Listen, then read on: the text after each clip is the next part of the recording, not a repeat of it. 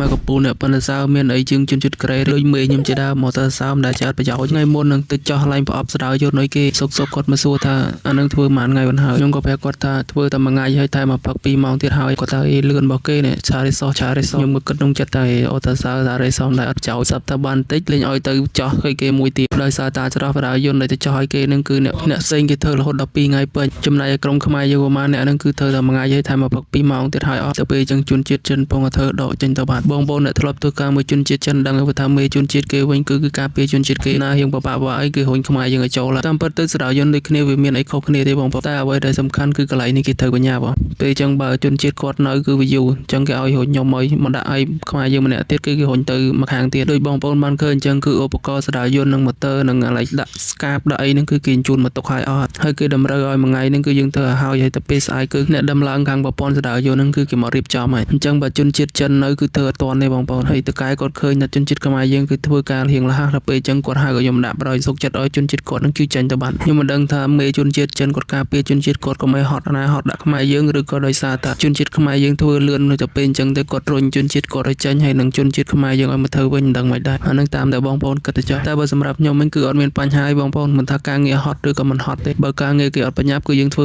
មួយទៅតែបើការងារគេបញ្ញាប់ធ្វើមិនឈប់ទេសមហត់មួយថ្ងៃហ្នឹងទៅបើថាដាក់ចិត្តធ្វើការឲ្យមិនចាំខ្លាចហត់ទេបើថាខ្លាចហត់កុំធ្វើការពួកឯងធ្វើការរាល់ថ្ងៃនេះមិនប្រកាសថាហត់រាល់ថ្ងៃខ្លះទៀតក៏អត់ទៅហត់ទៅថ្ងៃខ្លះទៀតក៏ហត់ចឹងទៅអញ្ចឹងយើងស៊ីផ្សងគ្នាថ្ងៃណាខ្លះដែលអត់ហត់មានពេលគេមិនសូវបានបញ្ញាពេលហ្នឹងយើងសម្រាប់ឲ្យច្រើនតិចទៅសងពេលវេលាវិញទៅបានហើយបន្ទាប់ពីបងប្អូនស្ដាប់ខ្ញុំរអ៊ូមកផ្ទុះមកឥឡូវចាប់5ហើយបងប្អូនស្អាតទេប៉ុណ្ណឹង